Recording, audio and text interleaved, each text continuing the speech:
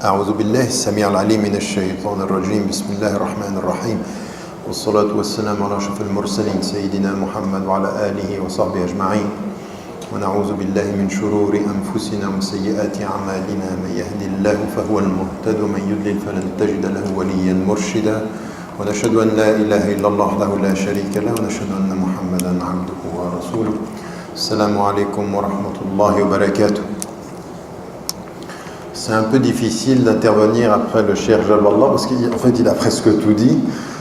Il a parcouru pratiquement tous les thèmes sur la question de l'humanisme parce qu'effectivement ça touche pratiquement à tous les horizons qu'il a touchés. Donc il y a des choses que je vais sans doute devoir, je vais reciter d'une certaine façon ou aborder d'une façon en l'intégrant dans l'autre angle qu'on m'a donné, puisque l'un c'était l'humanisme et l'autre c'était entre émotion et intelligence. Donc essayer d'aborder quelque chose qui n'est pas un complément, parce qu'il n'y a pas à compléter, mais un autre angle à considérer, Inch'Allah, dans l'approche du prophète. Ce que nous sommes en train de faire maintenant, cette idée de rentrer dans la vie du prophète, de comprendre qui il était, à mon sens, c'est trois choses. La première, c'est que la vie du prophète, tout ce qui vient d'être mis en évidence par le Cheikh Jaballah est en fait la plus belle introduction à l'islam. En fait, comme il est l'exemple, il est pour vous le meilleur des exemples, que sa femme, qui l'a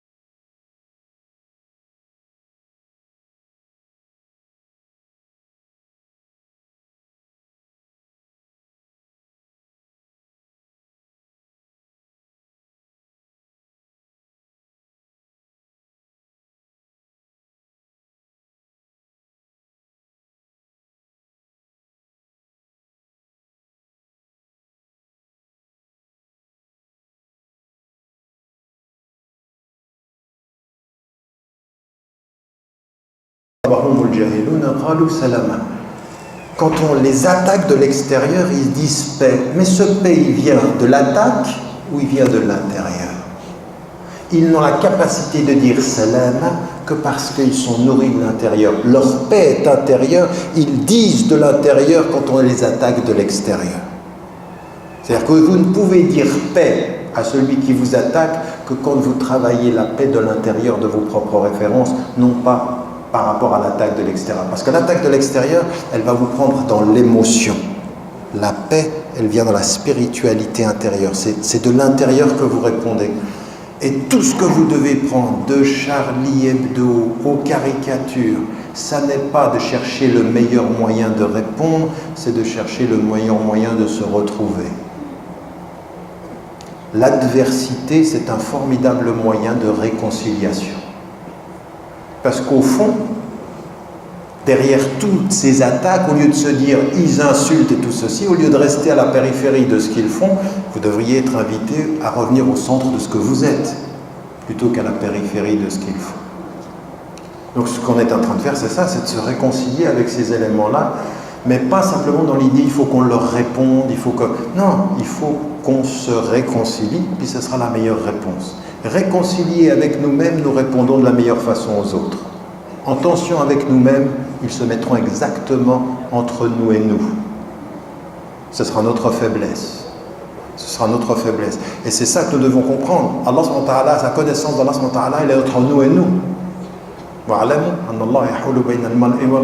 C'est-à-dire que Dieu, il est entre nous et nous, c'est de revenir à nous pour le trouver. Et c'est là notre force. Donc quand on vient avec le prophète et qu'on a tout ceci, tout ce que vous venez d'entendre dans cette première partie, c'est essentiel. Mais c'est essentiel à comprendre avec l'intelligence, c'est essentiel à comprendre et à nourrir avec la patience, et c'est essentiel d'approfondir avec la spiritualité, avec la quête de sens qui est la nôtre. Et quand on en vient au prophète et qu'on entend ce qui est dit, nous ne t'avons envoyé que comme une miséricorde pour les mondes. Et que lui, il dit j'ai été envoyé pour parachever les bons caractères. Donc, sa mission à lui, c'est parachever les bons caractères. Il est un enseignement. Et en même temps, c'est dans cette réalisation des bons caractères qu'il devient une miséricorde pour les mondes. En d'autres termes, ce qui va devenir notre apport, c'est cette réconciliation entre nos principes et leur traduction dans notre quotidien. Et ça, vous allez voir que le prophète, ça ne lui a pas été donné comme ça. Puisqu'il est un homme, il a aussi dû lutter. Il a même eu des doutes que ceux qui l'ont aimé ont protégé. Qui? D'abord sa femme, Khadija radiallahu anha. Quand il a été ébranlé, ceux qui lui venaient l'ébranlaient. Donc, ça aussi c'est un exemple. Chez qui allez-vous chercher la paix quand la vérité vous ébranle? Quand la vérité vous ébranle, parce que c'est le haqq qui est venu à lui, c'est pas le shaitan. Elle va le rassurer. Et le Coran en parle, c'est-à-dire que le Coran parle d'un moment où il a cherché la sécurité dans celle qu'il a aimée et qu'il aimait. Le Coran parle. Tout ça c'est dans le Coran dont on parle, et pour dire aussi sa force. Donc si vous voulez, moi ce qui va m'intéresser pour ce petit propos, et encore une fois il n'est qu'agrémenté de tout ce que vous venez d'entendre, c'est dans la compréhension qu'il est une miséricorde. Il y a 3 dimensions sur lesquelles j'aimerais juste insister. La première, c'est le rapport du prophète de soi à soi, de lui à lui-même. Comment est-ce que Allah subhanahu wa ta'ala nous dit et comment lui, il a géré ce rapport de lui à lui-même? Parce qu'il y a dans tout ce qui a été dit, le rapport du pardon, le rapport de la miséricorde, le rapport, tout ça c'est aussi de lui à lui-même.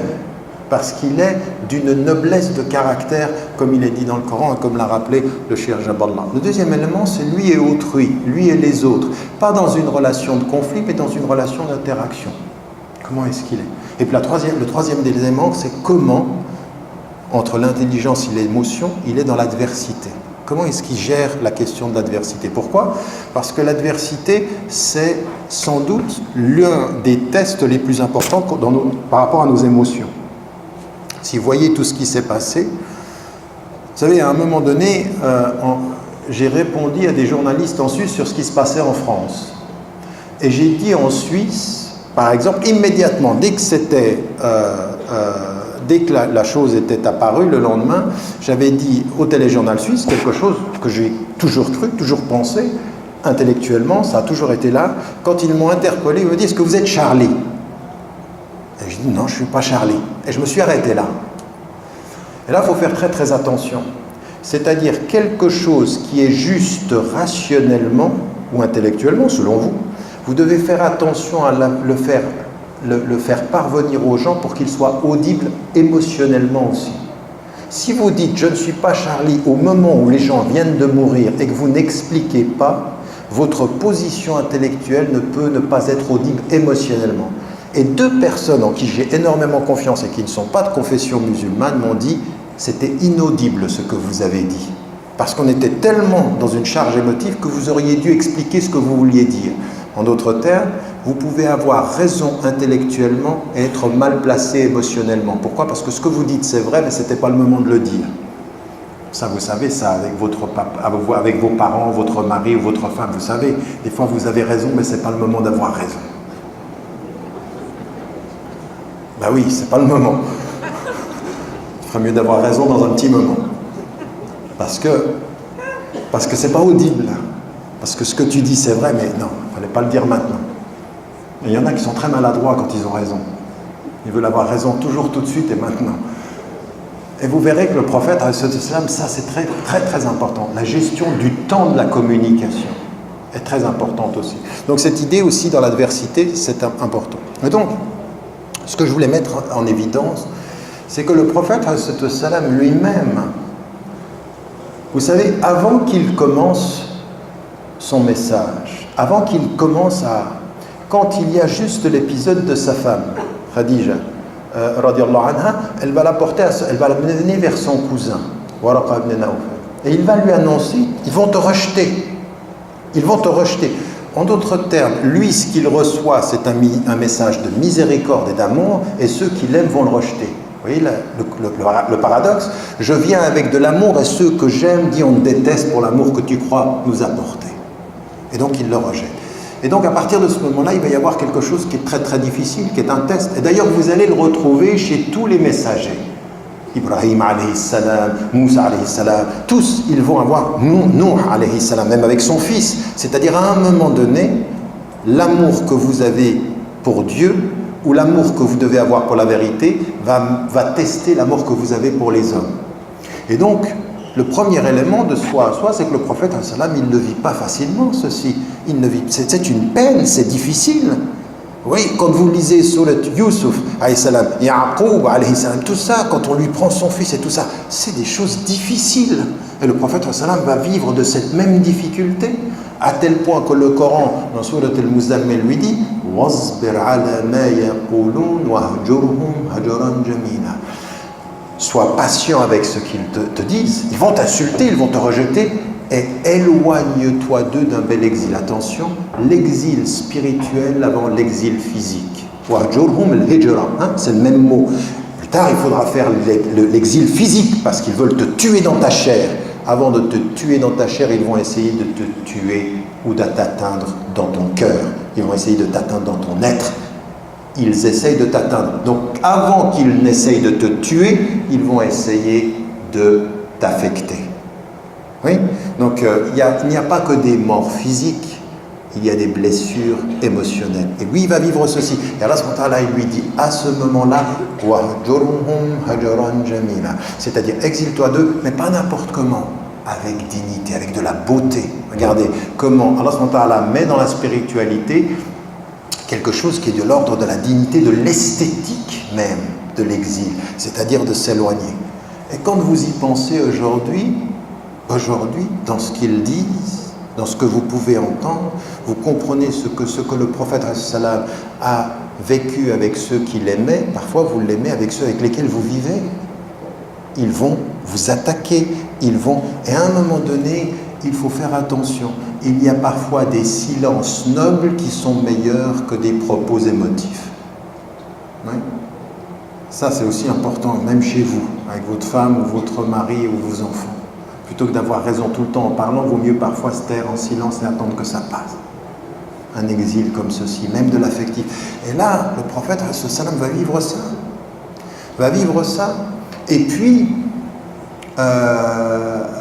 une autre dimension qu'on trouve dans le Coran et qu'on trouve même dans son côté humain.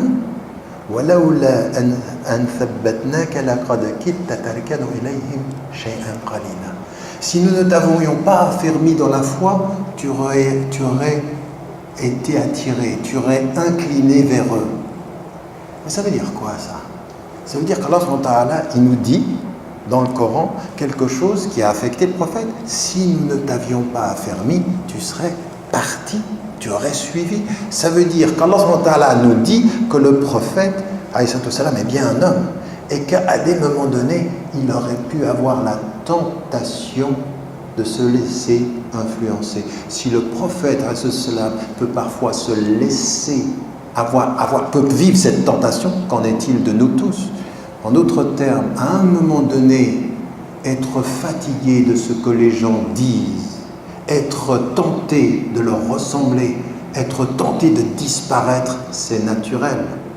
Mais c'est là qu'il faut trouver la force de rester lié à ses principes. C'est là que lui peut nous aider, là où nous ne pouvons plus nous aider. Et ça, c'est arrivé au prophète. C'est-à-dire que c'est dans ça qu'on voit que c'est un modèle. C'est qu'à un moment donné, il a cette dimension importante. À un moment donné, c'est très fort sur toi le fait qu'il te repousse.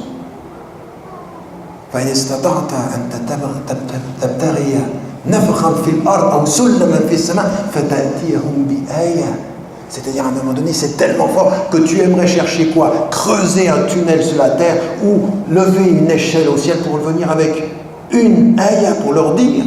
Mais ça veut dire quoi ça? C'est-à-dire que le prophète, il est affecté par leur rejet. Mais c'est arrivé à tous les prophètes. Tous. Ils ont tous vécu ce moment de tension entre l'humanité qu'ils portent et le message qu'ils doivent délivrer. Et à un moment donné, c'est une tension entre ce qu'ils doivent être. Et donc, de lui à lui, le prophète, il est en quête, il est en recherche et il est en tension. Et ça, cette humanité-là, il faut l'apprendre. Pourquoi? Parce que pour nous, ça va être extrêmement important. Il a eu besoin de Dieu pour ne pas être tenté par les hommes. Il a eu besoin de cette force à un moment donné. À un moment donné, il aurait bien voulu un signe pour qu'il devienne croyant.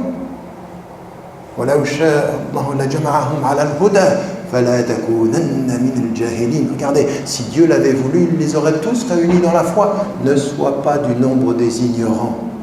En d'autres termes, ce que tu vois, cette adversité, le fait qu'ils vont t'insulter, le fait qu'ils vont te rejeter, t'aimerais qu'ils deviennent croyants, ça n'est pas le plan de Dieu, c'est la réalité de ta peine. Toi, tu dois vivre avec. Dieu n'a pas voulu que tout le monde croie. Dieu n'a pas voulu que tout le monde devienne musulman. Il a voulu que tu vives la difficulté d'être toi et que tu deviennes un témoin pour eux. Quant au reste, ça n'est pas à toi de décider. Parce que s'il avait voulu, il nous aurait tous réunis dans la foi.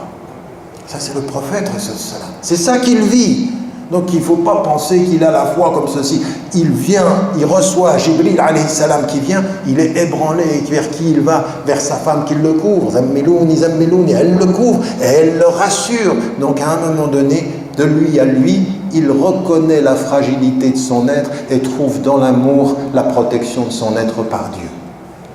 Deuxième élément, par cette relation à Dieu, il réussit à faire également à rester droit dans ses principes. Et ça, c'est quand même quelque chose sur lequel il faut quand même que nous arrêtions un tout petit peu. Écoutez, la relation que vous avez avec les gens qui ne sont pas musulmans autour de vous, ça n'est pas une relation de service public, ou ça n'est pas une relation d'attaché de presse pour l'islam. Ça n'est pas une relation de communication. Parce que certains sont en train de penser que notre vraie réponse, elle sera dans uniquement la bonne communication. Le prophète communiquait parfaitement bien, mais avant de communiquer parfaitement bien, il s'éduquait et il était éduqué par le Très-Haut. Et qu'avant d'être une question de communication, c'est une question d'approfondissement de notre confiance en lui. Le prophète avait confiance en Dieu, et quand vous avez confiance en Dieu, il vous donnera les moyens de répondre quand il faudra répondre. Mais avant de leur répondre, il faut vous retrouver. C'est d'abord un travail sur soi, c'est d'abord un travail de soi à soi. On n'est pas en train de se dire comment est-ce qu'on va défendre. L'islam n'a pas besoin des musulmans pour être défendu. Mais les musulmans ont besoin de l'islam pour s'édifier. Pour retrouver la dignité originelle. Parce que tout ça, c'est de revenir à la dimension originelle de Karamat al-Insan. Parce qu'Allah a dit le cœur originel, on doit revenir à ça comme musulmans. C'est là où on sera, de ce point de vue, élu. En revenant par ça, donc nous sommes en quête, nous aussi. Mais le prophète, il était dans cette quête également. Et ça aussi, c'est particulièrement important. Donc moi, ce que je voulais mettre en évidence, c'est cette dimension. Et le prophète, il est souvent en quête. Vous savez, il est interpellé par les gens qui lui posent des questions. Même quand il arrive à Médine, on va lui poser des questions sur Yas'alunaka 'anir ruh. On te demande sur... Et lui, il est en quête, il attend qu'Allah lui réponde. Et à un moment donné, il a même des doutes parce qu'Allah ne redonne pas tout de suite la réponse. Allah, il l'a testé au début par une période de silence où il devait chercher. Et puis parfois, dans ce qu'il était interpellé, il faut que vous compreniez une chose, c'est que toute l'humanité du prophète, c'est pas un être qui est assis et tout lui vient, et puis non, c'est une quête permanente. D'ailleurs, il a commencé comme ça, avant de devenir le prophète, à 35 ans, il s'éloigne des gens, il est en quête, il cherche. Même sur la question de la Qibla, après tout ceci,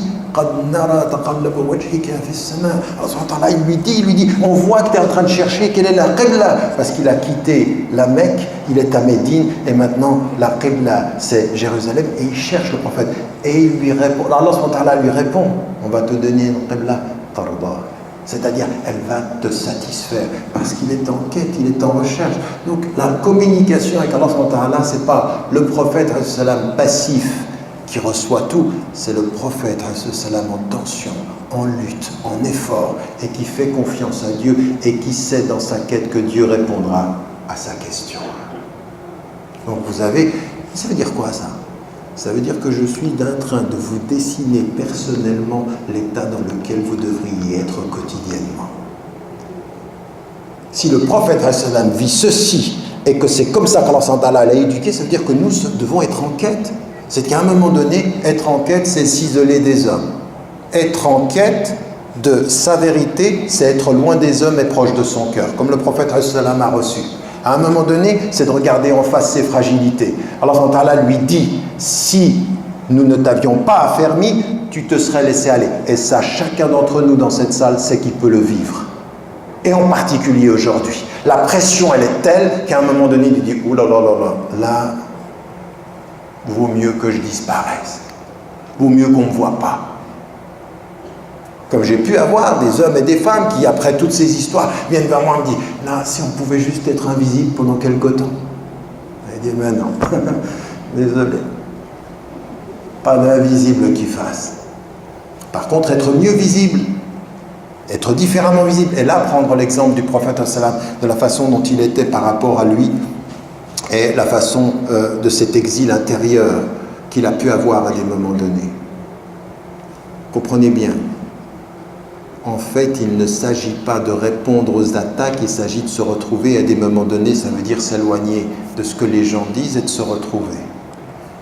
La réponse fondamentale de soi à soi, elle est spirituelle, elle est le sens que l'on a avec Dieu, elle est le sens que l'on a avec le prophète, et on comprend qu'on peut être fragile, qu'on peut être fragilisé, qu'on va être attaqué. Mais la question, elle est celle-ci. Si on suit l'exemple du prophète, on est tout le temps en quête. On est tout le temps en quête de réponse, en quête de sens, en quête d'amour, en quête de service. Tout ce qu'on a dit sur tout ce qu'on a dit sur l'exemplarité du prophète, c'est pas simplement qu'il les traduit, c'est qu'il est tout le temps en quête de traduire le bon comportement dans une situation. Il n'est pas passif et ça lui vient, il est actif et il cherche à traduire les choses. C'est ça la différence. C'est quand vous êtes sujet musulman, français, vous êtes en quête de la recherche de comment je vais traduire, non pas simplement je veux montrer une bonne image dans ce qu'il voit, je donne, j'offre, je suis en quête, je traduis. C'est une démarche active, c'est pas une démarche réactive. Le prophète sallam, il n'est pas réactif, il est actif. Et qui le pousse à être actif? C'est la révélation du Coran. C'est Allah subhanahu wa ta'ala qui le pousse à être actif par rapport à lui-même. Par rapport à lui-même. Écoute tes questions, écoute tes silences, écoute tes mal-être, écoute tes doutes, écoute les moments où tu es ébranlé, écoute tes troubles psychologiques. Écoute-toi pour être actif par rapport à ça. Ne t'écoute pas pour être victime de ce que tu sens, mais être actif de ce qui t'habite. Ça, c'est le prophète. Ça, c'est le prophète. Il a un doute par rapport à Jibril, alayhi salam. Tout à coup, il y a quelque chose. Qu'est-ce qu'il fait? Il court et il va trouver sa femme. Il est actif. Il n'est pas réactif à se plaindre. Il est actif à trouver une solution. Et ça, c'est une attitude essentielle dans le message du prophète, c'est qu'il est toujours positif. Tout le temps. Ce que vous avez entendu tout à l'heure. Tout le temps, cette attitude positive du prophète. Alors, un deuxième élément, pour aller vite, c'est le rapport à autrui. Et là, dans le rapport à autrui, il y a un mot que l'on sait, qu'on trouve d'ailleurs, il est universel ce mot. Et l'islam l'a beaucoup cité. Il est beaucoup dans le Coran, lié au Coran. Lié au Coran. كما أرسلنا فيكم رسولا منكم يتلو عليكم آياتنا ويزكيكم ويعلمكم الكتاب والحكمة. C'est juste comme je l'ai dit là. كما أرسلنا فيكم رسولا منكم يتلو عليكم آياتنا ويزكيكم ويعلمكم الكتاب والحكمة. Je ne sais pas si j'avais oublié un mot, mais il vaut mieux répéter quand on n'est pas sûr. Et donc, le kitab wal hikma. Souvent, les fuqaha ou les mufassirun, qu'est-ce qu'ils ont dit? Ils ont dit le hikma ici, c'est la sunna. En fait, le mot est plus large que ça. D'autres savants ont dit le hikma, c'est la sagesse. Et la sagesse, qu'est-ce que ça? C'est au sens large de la sagesse, ce qu'on trouve dans le Coran. Celui qui reçoit la sagesse, il a reçu un dépôt, un don extraordinaire. Et qu'est-ce que c'est la sagesse? Si vous regardez maintenant universellement, vous allez chez les Grecs, dans la philosophie grecque, la sagesse, qu'est-ce que c'est? Finalement, la philosophie, qu'est-ce que c'est? C'est l'amour de la sagesse. Et l'amour de la sagesse, c'est toujours l'équilibre, la tempérance, la maîtrise de soi. Et donc, en l'occurrence, tout le Coran, il est dans cette sagesse. Et il y a une formule qui est tout à fait intéressante et qu'on retrouve chez des philosophes contemporains. Rawls, par exemple, dans son traité sur la justice, il dit en l'occurrence que ce qui va être la traduction de la sagesse dans le corps social, dans la question de la collectivité, c'est une question de justice, l'équilibre. La voie du juste milieu, c'est une position d'équilibre, c'est pas d'excès. Et nous, c'est ce qu'on dit de l'islam. L'islam, c'est la religion du refus des excès, de l'équilibre. Mais de l'équilibre, c'est la chose la plus difficile. Un être humain équilibré, c'est l'être humain le plus difficile à trouver. Oui?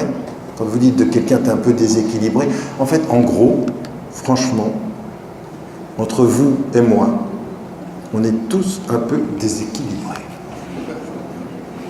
Et on est tous en quête d'équilibre. Non, mais au sens positif du terme. Mais oui, vous le savez. On sait qu'on est en tension, on est toujours un peu, on n'est jamais... Si on était vraiment tous équilibrés, notre chemin spirituel serait droit, mais on est comme ça. Ça s'appelle comment comme ça? Psychologiquement, c'est pas un peu déséquilibré. Bon, je vais le dire différemment pour que ça vous plaise, pas toujours constant. Mais ça veut dire, c'est un autre mot pour dire un peu déséquilibré. Mais enfin bref. La réalité, elle est celle-ci. On est en quête de l'équilibre.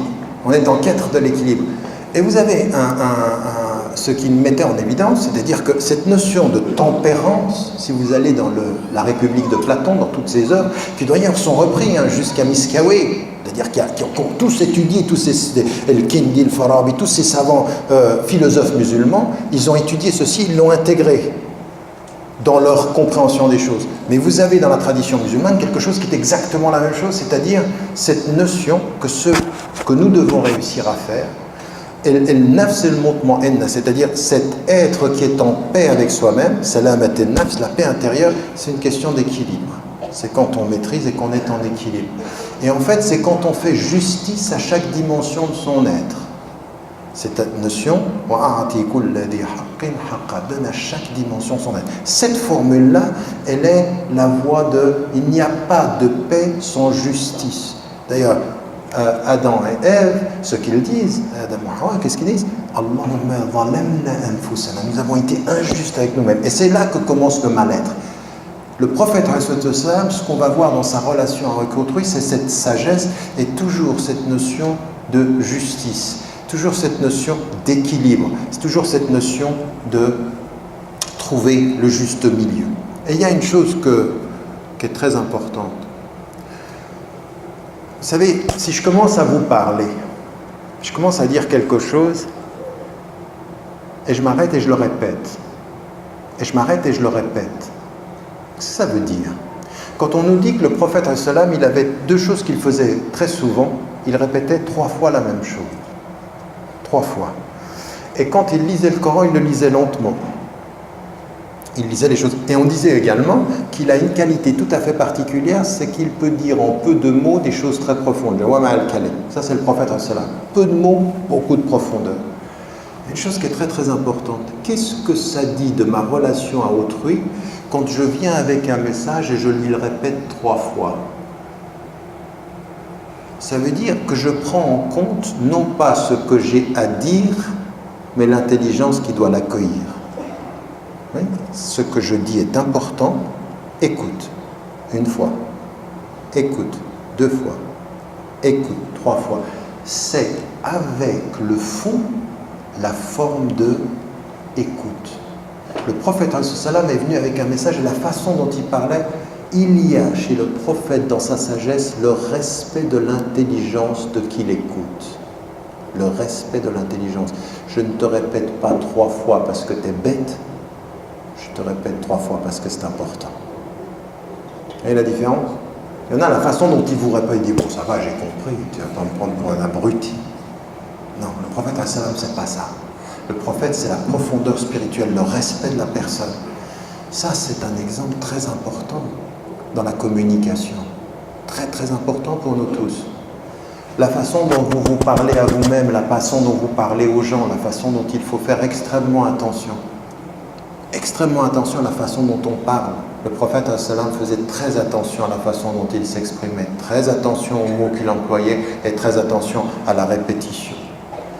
Troisième des choses dont on sait que le prophète, il était très, et ça a été, je ne vais pas reprendre tous les exemples, mais il était très patient avec les gens. Ça veut dire quoi être patient avec les gens? Quand vous dites à quelqu'un sois patient avec moi, ça veut dire quoi? Ça veut dire donne-moi du temps pour t'embobiner? Ou ça veut dire donne-moi du temps, je suis en train d'essayer? La patience de l'éducateur, c'est toujours un signe positif pour celui qui est éduqué. Parce que ça veut dire je sais que tu fais de ton mieux, je te donne du temps. Et le prophète, il a reçu cet enseignement du Coran lui-même. Quand Allah révèle le Coran, qui est un texte universel sur 23 années, il nous dit quelque chose de très très important. Vous ne changez pas les hommes et les sociétés d'un jour à l'autre. Il faut du temps. Le message de l'éternité s'inscrit dans une histoire et il faut éduquer les gens. 9 ans pour la question de l'alcool, 4 révélations pour la façon dont on gère l'usure, les intérêts. Tout ça, c'est... Allah, il a une pédagogie. Et le prophète, il est dans le temps. Et il fait preuve de patience avec les gens. Il fait preuve de patience. Et il est appelé à ça avec lui-même. Wasbir ala ma yaqulun. Fais attention à ce qu'ils disent. Tu vas être dans l'adversité.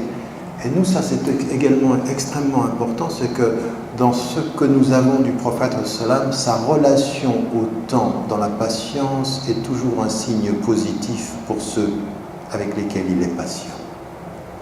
Ça veut dire quoi, je suis patient avec toi? Ça veut dire que tu peux y arriver. C'est-à-dire que je crois en toi. Et que le prophète, avec tous ses compagnons, il a cru en eux, il a été patient. Il a été patient dans leurs disputes. Il a été patient avec Omar, qui était parfois extrêmement... Il savait utiliser l'impatience à un moment donné et il savait appeler à la patience à des moments donnés. Ça, c'est très important, ce rapport à la patience. Quand on voit le prophète est dans les exemples, le prophète est dans les exemples qui nous sont donnés, c'est répéter. C'est la patience avec les gens. C'est la patience avec celui qui vient.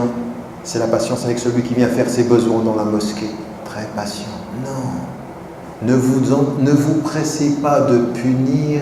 Prenez le temps d'expliquer. Et dans notre situation, quand on est sous pression, on serait rapidement, surtout quand on est parent aujourd'hui, on va vite vers la punition qui rassure que vers la patience qui reste dans le doute. Et c'est là où il faut être positif. Donner du temps. Au sens littéral, en français. Donner du temps. Donne-moi du temps. Ça veut dire, je me réforme, mais j'ai besoin de temps. Et on n'est pas tous pareils de ce point de vue-là. On n'est pas tous pareils. Troisième des choses, qui vient aussi de la relation du prophète, c'est de facilité. Il a été dit de deux choses, il prenait toujours la choix la plus facile, tant qu'elle n'était pas contre les principes. Toujours la situation des faciles. Et qu'est-ce qu'il dit aux gens? Yassiru wa la tu'assiru. Faciliter les choses. Mais ça veut dire quoi, faciliter les choses? C'est la deuxième partie là qui vient après.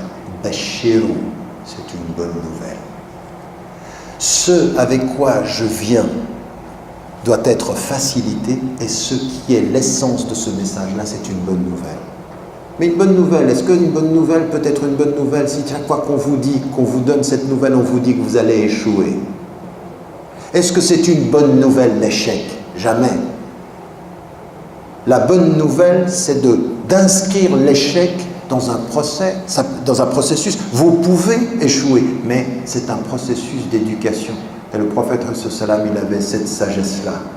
Répéter pour qu'on entende, prendre le temps dans la patience, rester positif par rapport aux gens et être en permanence dans la facilitation, faciliter les choses. Et c'est ça, notre religion, elle doit être comme ceci. Mais je ne suis pas en train de vous parler de la façon dont vous parlez à autrui. Vous vous regardez dans un miroir et vous appliquez ça à vous-même. C'est-à-dire de se donner du temps dans sa réforme. Ça veut dire d'être patient avec soi-même. Ça veut dire qu'il faut être exigeant avec soi-même, il faut savoir se pardonner et il faut savoir faciliter les choses. Ne mettez pas la barre tellement haut, suivez l'exemple du prophète alayhi salam. L'exemple du prophète alayhi salam, il est celui-ci. Et puis ensuite, il y a toute cette façon qu'il a, le prophète alayhi salam, de comprendre l'intelligence des gens qui sont autour de lui. Et moi, je me souviens quand j'écrivais la vie du prophète, et ce moment tout à fait particulier, il est avant même. Le prophète, il est ala khuluqin azim, il est de bon caractère avant qu'il reçoive la révélation, et la révélation va le confirmer dans cette excellence. Mais il a quelque chose de tout à fait particulier, c'est-à-dire que tout ceci, c'est aussi cultiver son intelligence. Le prophète, il est interpellé dans la division entre les chefs de clan quand il s'agit de reconstruire la Kaaba. Et il vient, et celui qu'on appelle Sadiq al-Amin, c'est-à-dire celui qui est l'homme de vérité et celui qui est l'homme de confiance, il vient et il écoute et il voit bien une chose, c'est-à-dire être capable de comprendre la fierté de chacun et appeler à la conciliation des fiertés. Ça demande une véritable intelligence, c'est-à-dire d'être à l'écoute des gens. Les leaders de chaque clan voulaient avoir la fierté de mettre la pierre, et lui, qu'est-ce qu'il fait? Il les met tous d'accord. Mais il les met tous d'accord en trouvant des solutions de conciliation. Mais pour trouver des processus de conciliation, vous savez comment ça s'appelle? Maintenant, vous pouvez faire un master là-dessus, vous pouvez faire un PhD sur tous ces processus aujourd'hui qui sont des processus de, comment on appelle, la résolution des conflits. Eh bien, je peux vous dire une chose, si on prenait l'exemple du prophète, comment il était avec les compagnons, comment il a été avant, eh bien, vous voyez des éléments majeurs de la résolution des conflits, cette capacité qu'il avait. Mais ça, c'est humain. Et c'est aussi ça qu'il faut faire en tant que musulman, à l'intérieur. Nous sommes dans cette communauté, dans une obsession de la division. On passe son temps à dire que nous ne sommes pas unis. Là, je reviens de Malaisie. Avant, j'étais aux États-Unis. Ici, vous venez en France, vous êtes en Angleterre, on ne parle que de ça. C'est un vrai défi, la division en France, c'est un vrai défi aussi. Quand on m'a parlé tout de suite après ce qui s'est passé avec Charlie Hebdo, on me dit « mais on ne peut pas parler aux musulmans en France, c'est une foire d'empoigne. Ils sont tous divisés. » Mais moi, je vais vous dire une chose, ce qui est important ici, c'est qu'à un moment donné, quand on se plonge dans la vie du prophète, il a dû gérer la division, il a dû gérer ça. Et à un moment donné, c'est essayer de trouver des voies de conciliation. Comment est-ce qu'on fait ceci? Encore une fois, ça ne sera pas facile parce que vous avez des gens qui ne sont là que pour la division. Il y en a qui sont, c'est leur but. Là, ils sont là, mais d'un autre côté, il y a quand même tout un travail à faire, qui est un travail sur justement comment est-ce qu'on réussit à se prendre en charge et à travailler. Et la première des choses, c'est de cesser d'être obsédé par la division et d'être positif par les possibles alliances. C'est psychologique ça. Ce que je dis toujours, il y en a qui passent le mois du Ramadan à penser au premier jour où on n'était pas d'accord. Ils passent un mois à dire « Ah, mais le premier jour », et ils viennent vers vous, ils disent « Tu sais, on n'y arrivera jamais. » On dit « Pourquoi on n'y arrivera pas ?» Ouais, on commence même par le Ramadan en même temps. Vous voyez l'esprit? Cet esprit-là, négatif, c'est le problème. Le négatif sur le négatif, c'est le problème. Alors que le prophète, c'est le côté positif des choses. C'est comment est-ce qu'il dépassait ceci. Et puis, sans rentrer dans les d'autres détails, je ne vais pas répéter ce qui a été dit, mais dans la relation entre soi et autrui, ce qui a été dit par rapport à... D'accord.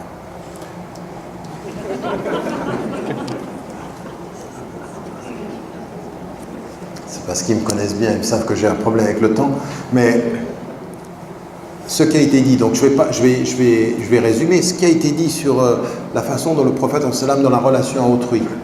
Là aussi, ce qui a été mis en évidence, il était dans le service des siens. Et vous apercevoir que sur tous les éléments dont il est question ici, le prophète a une attitude tout à fait particulière. Il est le leader, il est celui qui apporte le message, mais dans tous ces domaines-là, il est au service.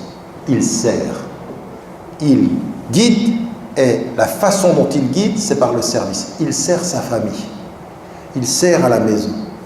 Mais encore une fois, je suis désolé, nous sommes aujourd'hui en 1436, nous sommes en 2015, il y en a qui n'ont pas compris 5% de ça, de qu'est-ce que ça veut dire que le prophète a un service de sa famille à l'intérieur. La seule chose qui l'arrête, c'est l'appel à la prière. C'est-à-dire qu'il aide son épouse, ses enfants, il aide ce qui a été mis en évidence, la présence affective, la présence psychologique. Nous ne gagnons pas la question de la famille si on pense que c'est une histoire de maman et d'enfant. C'est une histoire de tous, c'est un projet collectif. Il y a une spiritualité sociale et il y a une spiritualité familiale. Une spiritualité familiale. Et le prophète, il était comme ça. Il était comme ça. Et si 95% de vos concitoyens français ne voient pas ça dans nos familles, c'est pas de leur faute, c'est de la nôtre. C'est notre problème.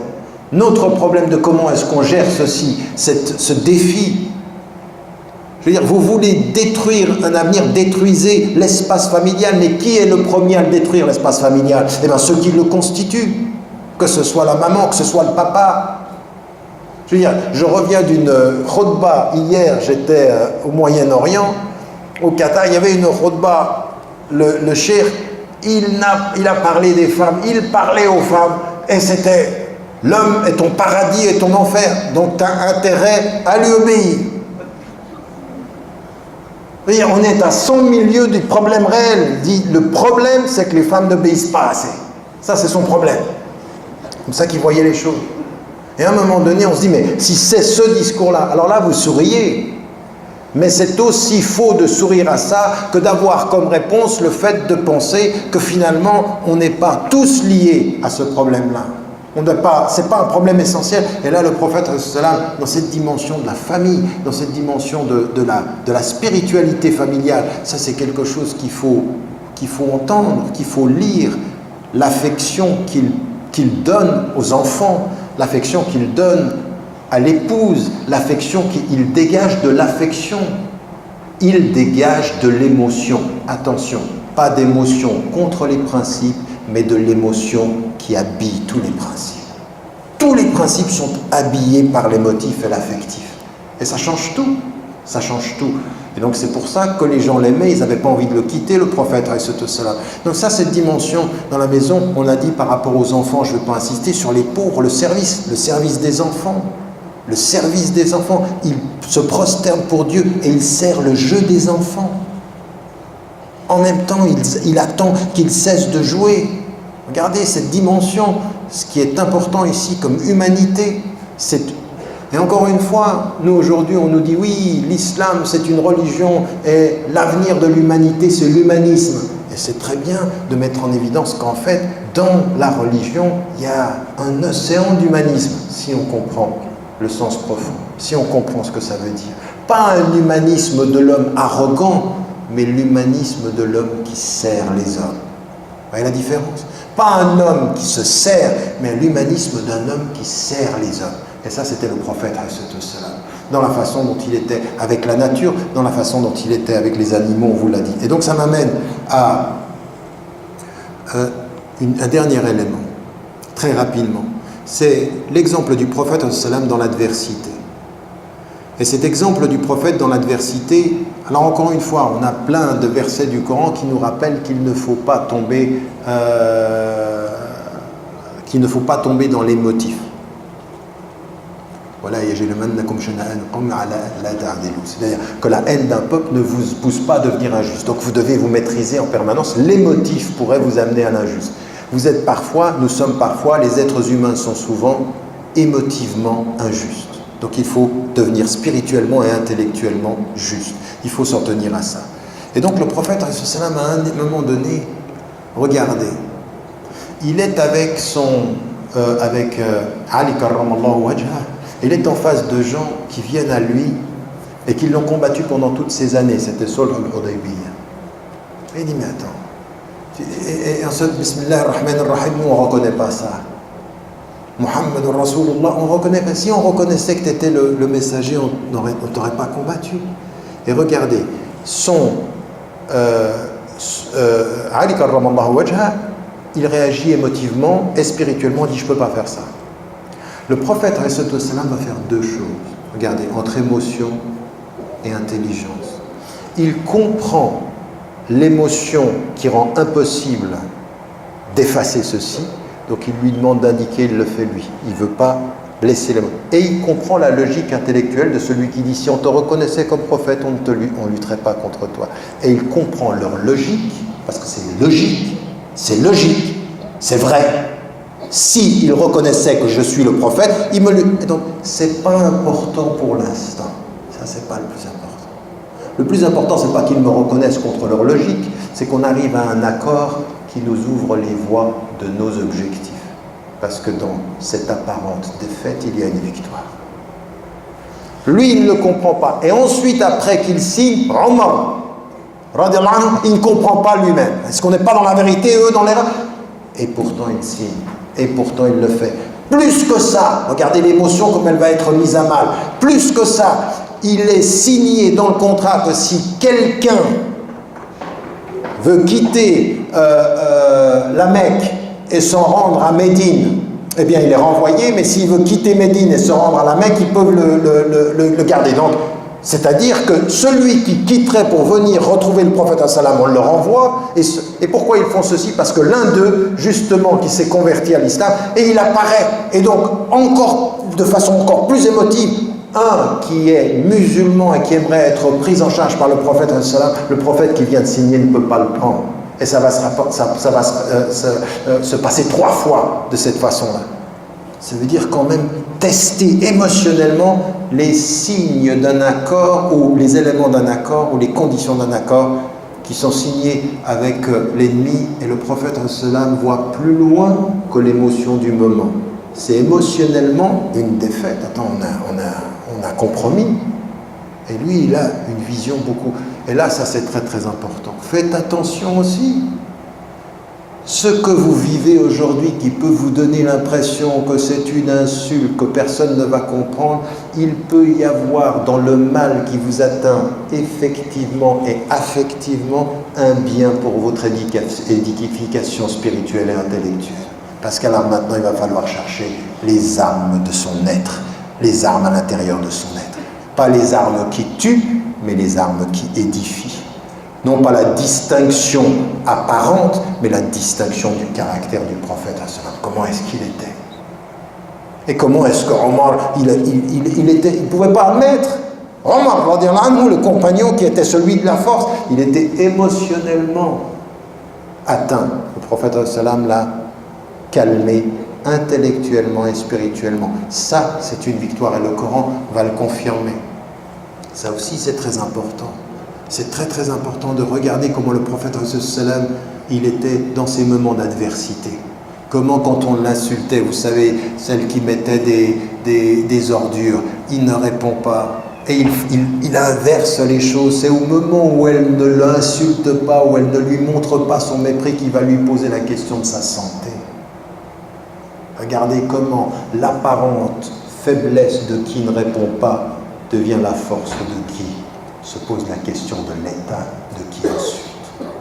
Du style, quelqu'un vient vous insulter, vous l'arrêtez et lui dites « Et toi, comment tu vas ?» Vous voyez, du style, je vois derrière ton insulte quelque chose qui ne va pas. Et puis, salam. Vous voyez cette attitude du prophète, salam. Mais vous voyez la force. Vous voyez la force, l'apparente faiblesse du silence et la force de ce petit mot, cette petite question, ce petit moment que vous avez. Ça, c'était le prophète dans l'adversité. Et on a des moments où même avec Abu Bakr as-Siddiq, quand il a voulu répondre, le prophète il se lève, il veut montrer. Non, il y a des choses qu'il faut dépasser avec la spiritualité. Il y a des choses où il faut... Et c'est ce qu'on dit tout le temps, moi, depuis le début de ces affaires de caractère, je dis, mais prenez une distance intellectuelle, ne tombez pas dans un piège. C'est exactement ce qu'ils veulent. Et nous, les 2 pieds en avant, la tête en avant, les émotions en avant. Comme si plus on était émotif, plus on était spirituel. Non.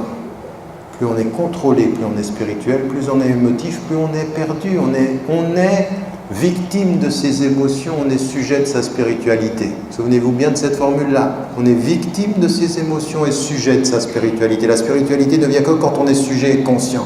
L'émotion peut venir quand on n'est pas, on les subit. Et donc de ce point de vue-là, c'est particulièrement important. Et dans l'adversité, il y a une autre chose, et je termine là-dessus, c'est le facteur temps. C'est le facteur temps.